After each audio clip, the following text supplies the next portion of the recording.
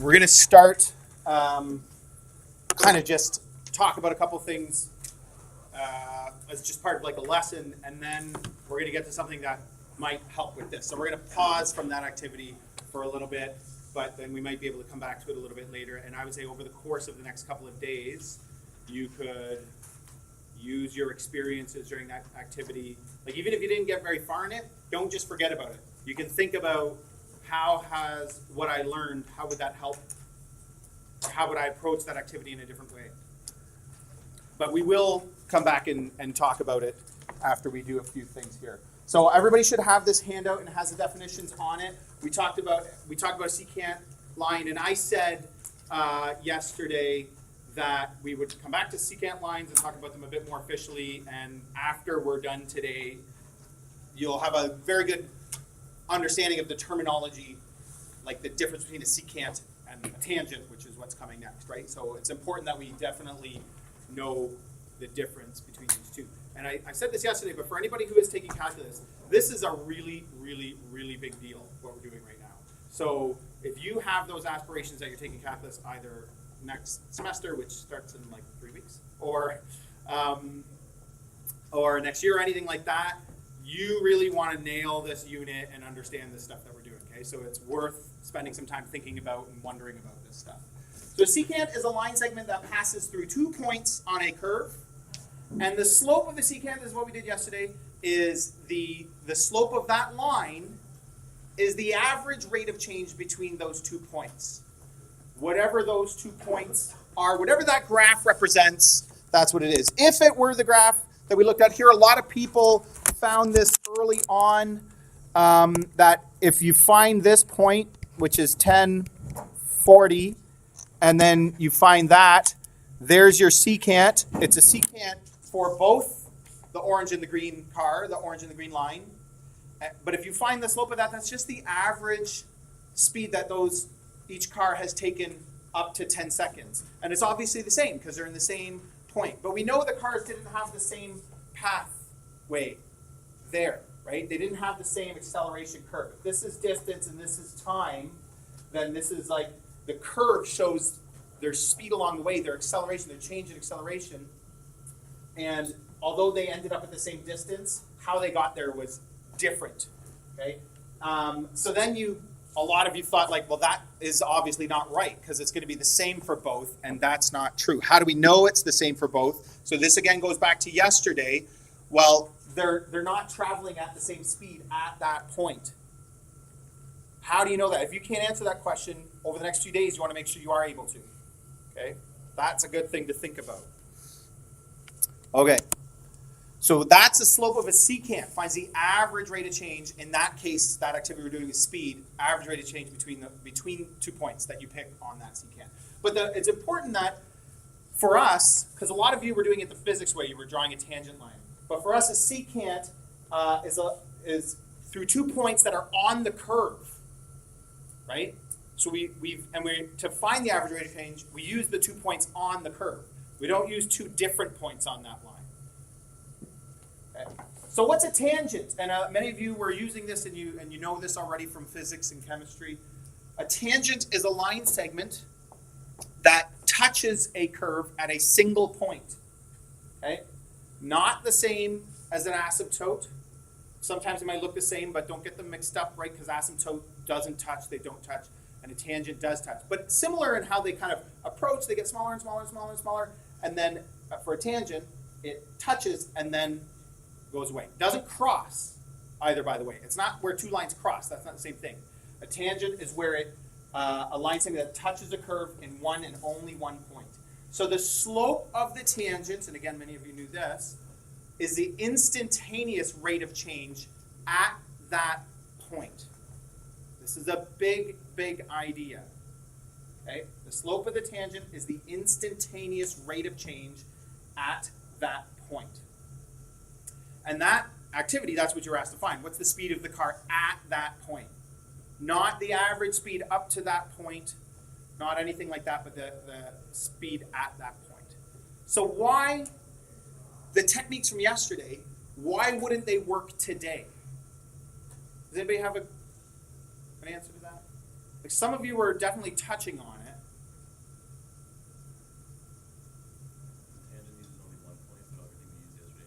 Yeah, very good. So an average rate of change has to do with the change between 2 points. You're measuring the change, the distance in the change, and you're averaging it out. And remember, the curve can do things between those points we don't know. I'm picturing that climate curve we looked at yesterday that was kind of going up and down all over the place. And if you pick 2 points, there was a lot of stuff going between those 2 points. But we're only looking at those 2 points. Okay? But an average always uses 2 points, and then you find the difference between the 2 points, and you average it out, that kind of thing. So if it's an instantaneous rate of change, you only have 1 point. Well, what's the difference between 1 point and itself? 0. So you're not going to get any change. So this is where the big problem is that the average only takes us so far. It doesn't help us when we only care about one particular point. And somebody mentioned this, that in physics, you draw a tangent line, and you just pick 2 points on that line, and you find it. And that is not how we do it in math. We have a very different way of doing it in math. So you were right to say that there's probably a math class way. The math class way is we're calculating it with perfect accuracy, right? So that's what we're not just drawing in a tangent line. We're going to actually calculate this stuff. But it does require like a whole new kind of process. Okay, so as it says there, a tangent line has only 1 point. We can't find the rate of change between 2 points. We have to have another way. So we're going to do this once where we're going to estimate the slope of the tangent line to this curve at the point P12. And here's what we're going to do. A little visual demonstration. This is the curve that we were just looking at, x squared plus 1. And this red point is the point 1, 2, where you can see here we want to find the slope of the tangent at that point. So if I'm using the blue line, let's say I take the average between those 2 points, that's not a very good estimation of the instantaneous rate of change at that point, right? This average would be terrible. That's a little bit better. That's getting better. That's getting better. That's getting better. What do you notice? As the blue point approaches the red point, what does that line look like?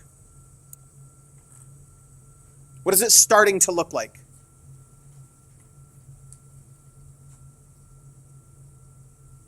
Anybody? What we just talked about? A tangent. Okay? But then what happens when I put the blue point on the red point? It disappears because I can no longer find the average between 1 point and itself. If it's the same point, it won't work. But if I take the point off, whoops, I want that point there and that point there. If I take the point off and I approach it, I do get something that progressively looks more and more like a tangent. And if I get very close, I'm going to get a pretty good estimation. Right, John? This is what a group did over here. Got a very good estimation. But if I go like this, that's not even close. This is a terrible estimation of the instantaneous rate of change. But it's getting better and better and better and better. So this is what we're going to try right here. So, and we're going to do this kind of quickly, but I'm going to do, if f at x is x squared plus 1, then I'm going to do I'm going to pick points. So I'm picking x values just before and just after. Okay? And to save some, normally I would have you do some of the calculator work, but you know what? I'm just going to save some time, and I'm going to do the work here. So I'm going to pick 0.5, 0.9, and 0.99. And what do you notice about those values? This is actually similar to something we did earlier in the course. Yep. Yeah, they're approaching 1, right? This x value of 1. Okay, so we're going to figure out what those are. And then we know that f at 1 is equal to 2. And then we're going to go a little bit after. So 1.01, f at 1.1, and f at 1.5. We're going to figure those out as well. And so if I change this to 0.5, then I get my value of 1.5. See, this is actually doing the work for the average rate of change 4s. Oh, 1.5 isn't what I want. Sorry, that's what I want right there. 1.25. 1.25. Okay, and then if I change this to 0.9, whoop, way too hard. If I change it to 0.9,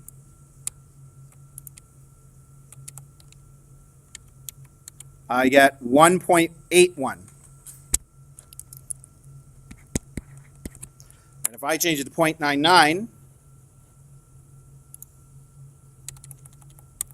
getting really close, I get 1.98. I think there's some more. Oh, is it going to show me? It's not going to show me, is it? 1.9801. 1.9801. Okay.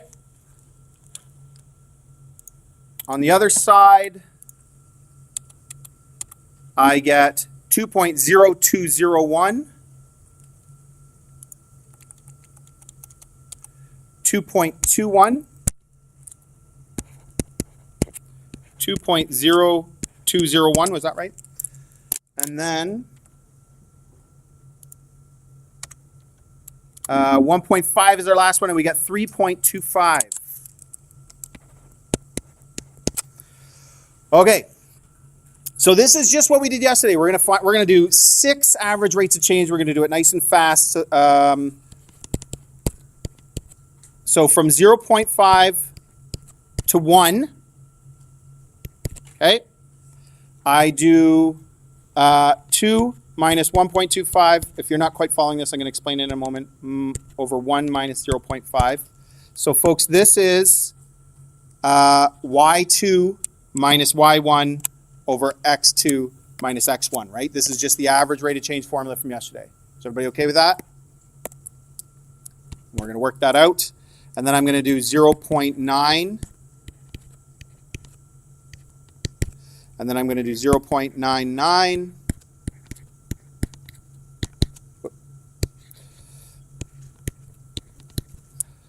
And then this one's not going to work because it's going to be 1 to itself. Right? So this one's going to be 2 minus 2 over 1 minus 1. 0 over 0. That's the whole point. We can't do average rate of change with a single point. So then I'm going to do 1 to 1.01 and 1.1 and 1 to 1.5. Okay. So 2 minus 1.81 over 2, sorry, 1.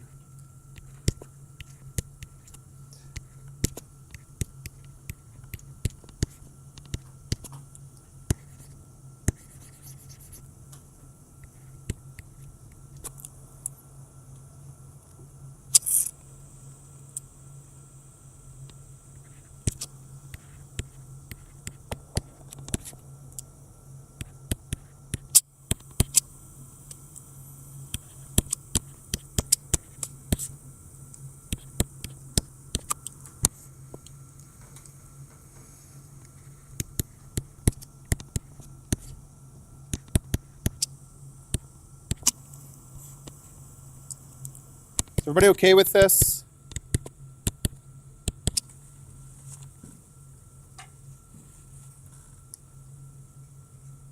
And thinking sort of about the activity and what we did yesterday about like why we're doing this, we're estimating, or when you see the results, it'll probably even make a little bit more sense. So for this one, it was 2.5.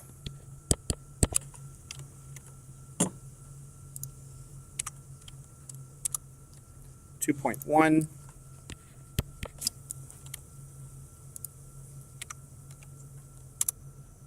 2.01. And then on the other side, 0.5 was 1.5.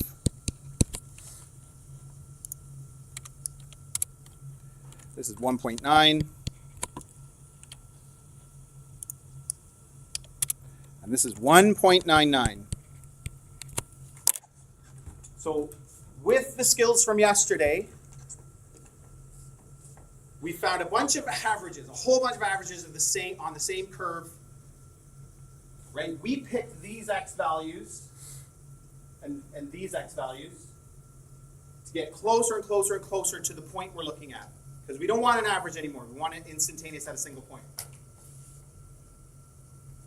And as our x's got closer, 0.5, 0.9, 0.99, as they're getting closer and closer to 1,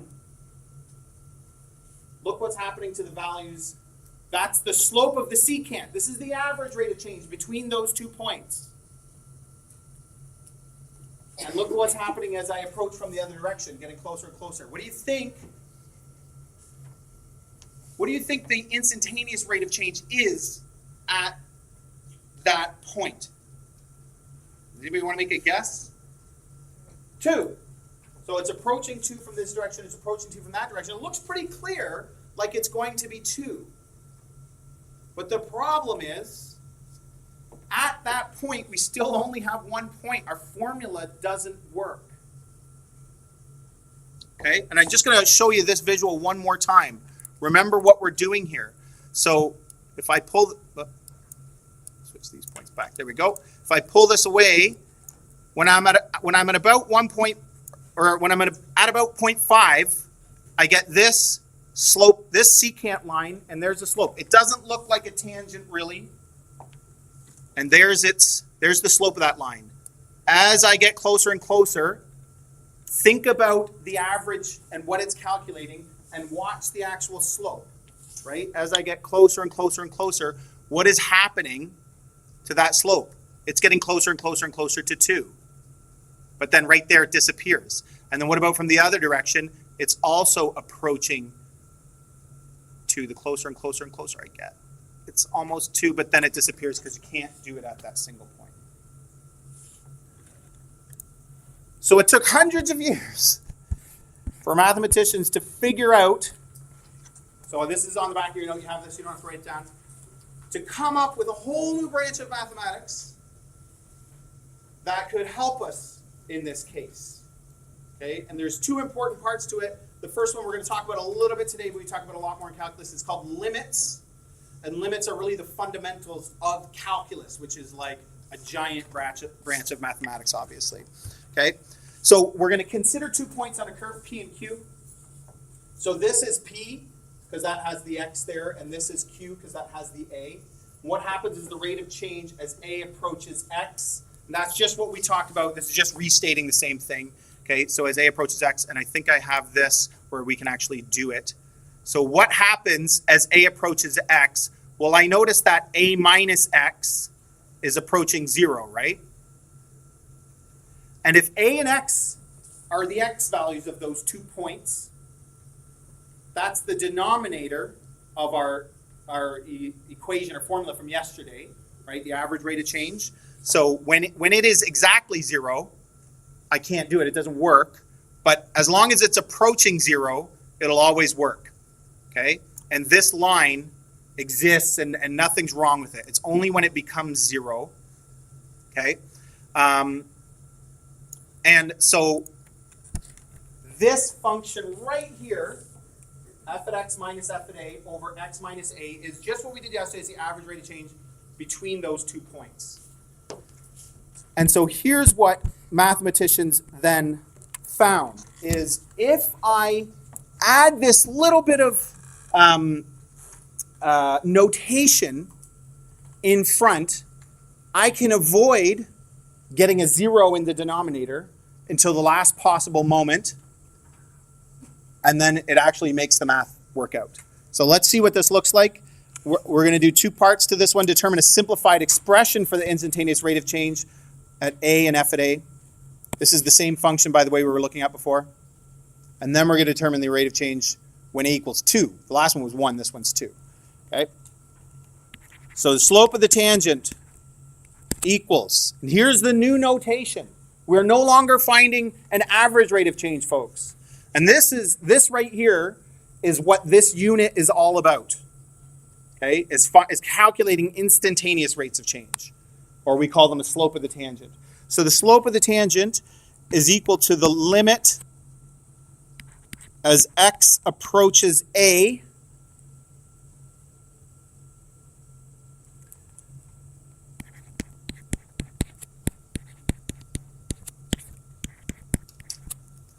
Why do I write that? Because if I allow x to actually equal a, that's what I want.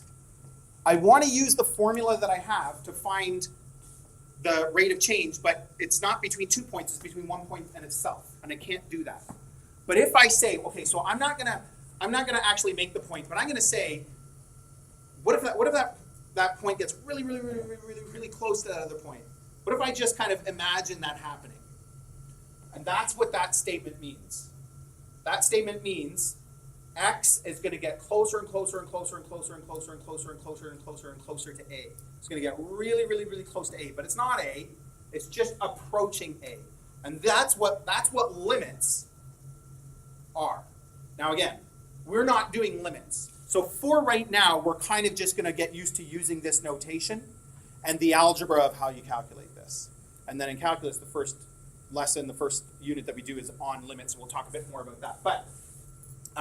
That's the idea. You can imagine that visualization that we just did of x getting closer and closer and closer to a, and so my average is becoming more closer and closer to an instantaneous. Right? Megan, get your hand up.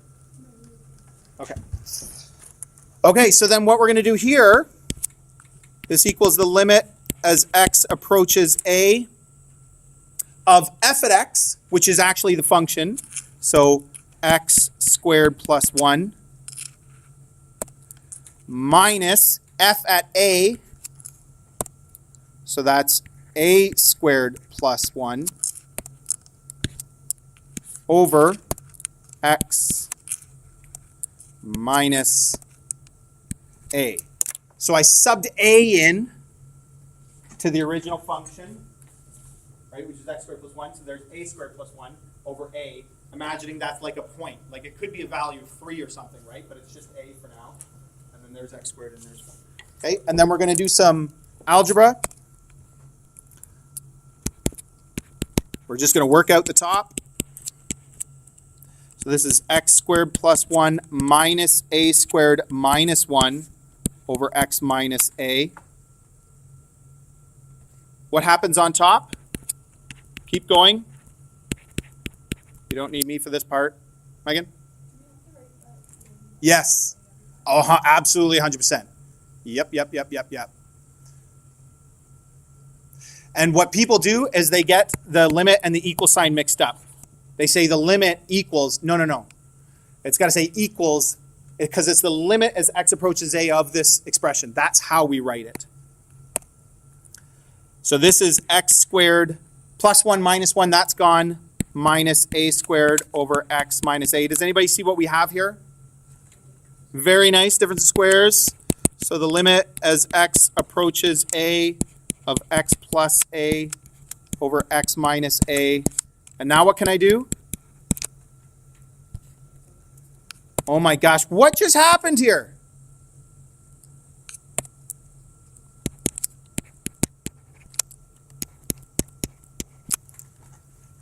What in the world just happened there?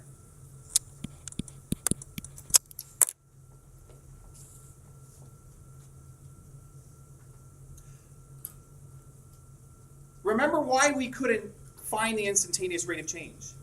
Because it was going to be 0 divided by 0, right? If I plug the values in for a point in itself, I'm going to get y minus y over x minus x, 0 over 0. We don't have a fraction anymore. Right? That's gone. Now we have an expression that we can sub into and actually calculate the value at that expression. So just watch. So now, so folks, this is like a key step. This step has to happen.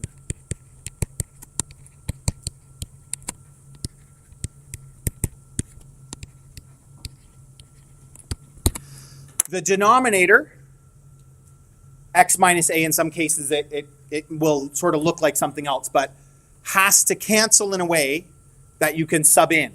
If it doesn't, and this is what we're going to work on this for a few days, okay? But if it doesn't, you've made a mistake in the algebra somewhere. So this part has to happen. And this is a really good check when you get to this point, because when you get to this point of these questions, you're almost done. It's a really good check when you get to this point that you're on the right track. If you get to this point and it cancels out, what you're doing has to be correct, basically. And if it's not canceling out, you know, okay, I've made a mistake somewhere. So you go back and find it. But once this happens, then I can actually sub a, or whatever this value is, because it's not always going to be a. I actually sub it in. So this equals a plus a, which equals 2a. If I had subbed a in up here,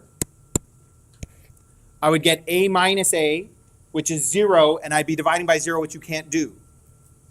But once that factor, once the denominator simplifies with a factor in the numerator, now we can sub in, which is everything we wanted. And now what we've done is we haven't drawn a tangent line and picked 2 points on that line like you do in physics and just find an estimation, but we're actually calculating using this idea of limits. This took hundreds of years of mathematics, people trying to figure out a way to do this, and finally two separate mathematicians famously came up with the idea of limits in calculus. Okay, so it's a huge, huge idea. Okay, so that was part A. Determine a simplified expression for the instantaneous rate of change. So there's A done, because I know you're going to go back later and be like, okay, I kind of understand what we were talking about, but what did we actually do? And then B, determine the rate of change when A equals 2. So we have an expression for the slope of the tangent. And when A equals 2, I just sub in, and I get 4. So that is calculated, not estimated, the slope of the tangent of that curve at that single point. Any questions?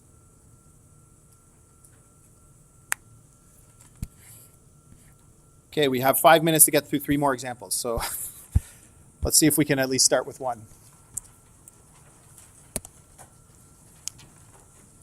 This question's a little bit different. It doesn't say you have to come up with a simplified expression yet. Or it doesn't say you have to do that at all, I should say. It just says find the slope of the tangent. So hopefully we can get through this whole example, and if you compare it to the last example, you'll see how they are slightly different and how we executed them. And the reason is because the first one asked for that simplified form, which usually we don't do.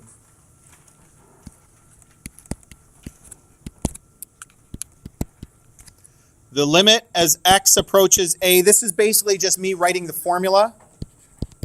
F at x minus f at a over x minus a, which equals the limit as x approaches 1, because I'm allowing, just watch for a second, I'm allowing a to equal 1, right? Like that's, a is the value that I was hoping to eventually find the slope of the tangent at that point.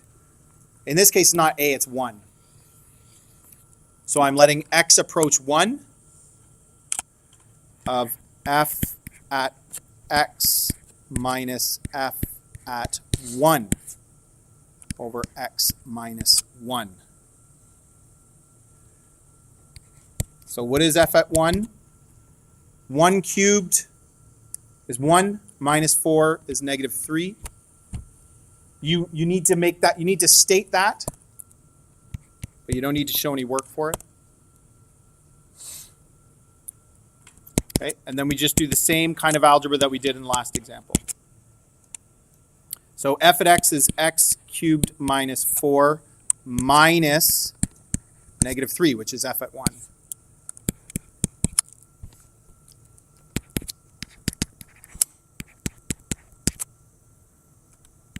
So that's x cubed minus 4 plus 3. Again, normally I probably wouldn't show that step, but.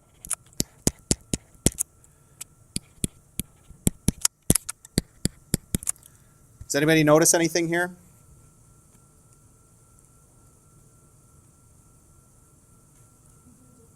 Very nice. Difference of cubes. So what is the difference of cubes? It's been a long time, you might not remember. X squared plus x plus 1. And look what happened. Remember what I said, this will happen every time.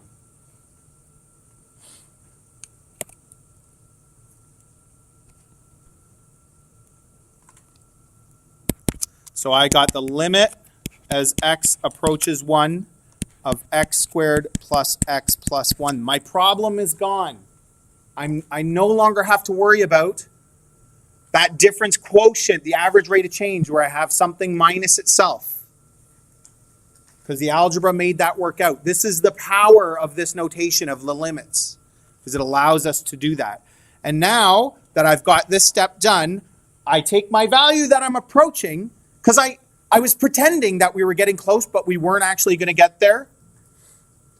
And then once the math works out, we actually go there. We actually take that last step, and we say it's equal to, so 1 squared plus 1 plus 1, which is 3. And what are we actually trying to find? So the slope of the tangent is 3. For that function x cubed plus 1 at that point. Or x cubed minus 4, sorry. Any questions?